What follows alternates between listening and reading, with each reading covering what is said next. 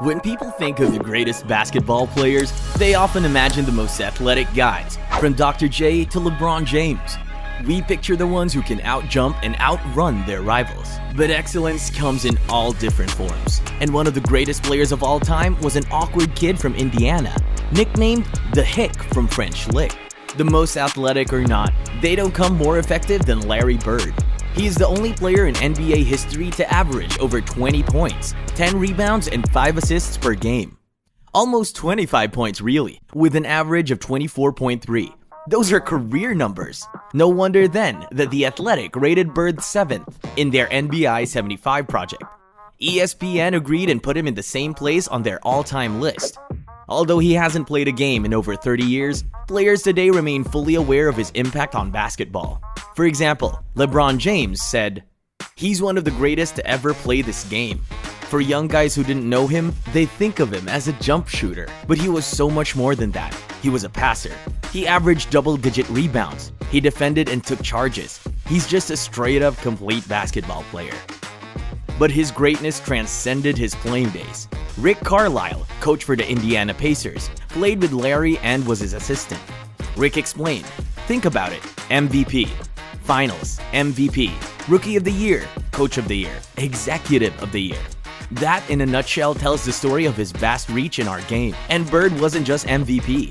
He was a 3-time winner, all in a row. I'm really proud to receive this award for the 3rd time, but I really don't feel that my career is over. I think I can win it some more. Want a current day equivalent? Your best bet is Luka Doncic. They both are natural-born winners who understand the game of basketball and can outfight anyone on the road to victory. But while Luka may be more talented than Bird, Larry could outfight and out-hustle the Slovenian wonder. Unfortunately, Doncic has a long way to go before reaching Mount Bird's summit. Hustle. How did he get those numbers if Bird couldn't physically dominate his rivals? The Indiana Marvel had other skills that were, and remain, just as crucial for dominating a game. He was always willing and able to make the extra effort. Larry Legend explained why he went after every loose ball as a man possessed. A winner is someone who recognizes his God-given talents, worked his tail off to develop them into skills, and uses these skills to accomplish his goals. I've got a theory that if you give 100% all of the time, somehow things will work out in the end. He didn't just talk. Bird lived those words. Look at these plays. How many All-Stars dive after every single ball like that, regardless of all risks to life and limb? Bird treated every play like it would decide the title. The dude would die inside if he were ever beaten. As good as Bird was, remember who he had to play to win those titles. The 1980s Los Angeles Lakers were among the best teams to lace up a pair of basketball shoes. Their 2 stars, Magic Johnson and Kareem Abdul-Jabbar, are the top 5 all-time players. But Bird, with a far less talented team, beat them repeatedly. And when he didn't, he fought like hell and died inside. Where did all that fire come from? Larry was a shy kid from a poor family. He would avoid looking people in the eye and hated talking to strangers. But on the court, the boy could be someone else.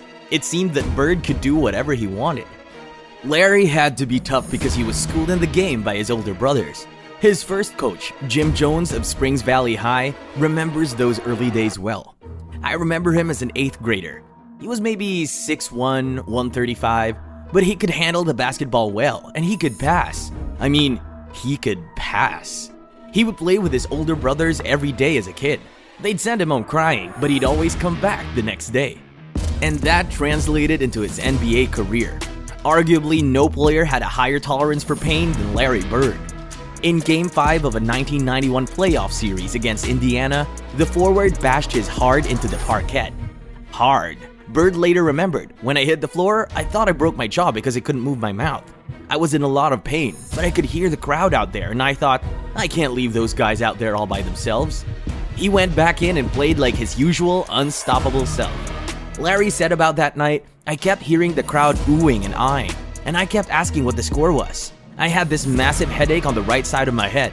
But finally, I decided, this could be your last game ever, so you'd better get out there and give it all you can."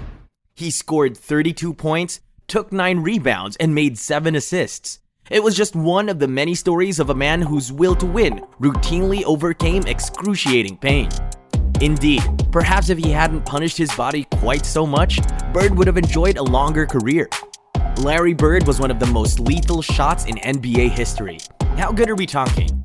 Larry's two peak shooting seasons were 1986 and 87, and 1987 to 88. He achieved the ridiculous landmark of shooting 50% from the field, 40% from beyond the arc, and over 90% of his free throws.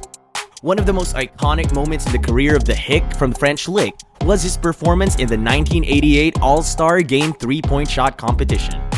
The rapidity of his release, efficiency, and accuracy was on full display in this competition. Behind the scenes, Michael Jordan shook his head in disbelief and said he didn't take off his top yet. I'd hate to see it when he takes off his top.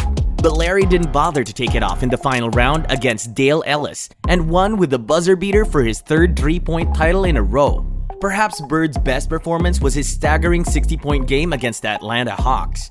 By the end of the game, even the Atlanta bench was cheering for the guy. People today think of Bird as a marksman. One of his greatest strengths was his complete spatial awareness on the court. He knew where everyone was at all times. And as we know from his shooting, Bird was as accurate as any player in basketball history. When you combine these skills, you garner immense creative potential. So, although he was forward, the man passed like a top-notch point guard. His repertoire included no-look passes, deadly bounce balls, and fastballs hurled at open players. Because there was always a clear and present danger of a killer pass in the offing, defenders couldn't get too close to Bird or double him up. Otherwise, he would exploit it to find a mismatch. Late in his career, when scoring was a bit more difficult for the forward, his passing game actually improved. And Larry got some of the highest assist totals of his career in his twilight years. Perhaps what set Bird apart most was his understanding of the game. In 1992, Sports Illustrated polled NBA coaches and asked who the most intelligent player in the league was. The answer was, of course, Larry Bird. Even one of his biggest personal rivals, Bill Laimbeer of the Pistols, had to admit, let's face it, it would be hard to find a smarter player than Bird. And that was one of the ways legend Larry overcame his physical limitations. It didn't matter that the other guys were quicker, because Bird always thought one step ahead and knew what his rival would do before they did. So if you watch these old videos, you will see people flailing around, trying to guess Bird's next move, and failing repeatedly. That intelligence would allow Larry to become one of the best coaches in the NBA. In 1997-98, as a rookie coach, he led the Pacers to a franchise-best 58-24 record and reached the Eastern Conference Finals. That basketball brain wouldn't quit. But let's leave the final tribute to his greatest rival of all, Magic Johnson.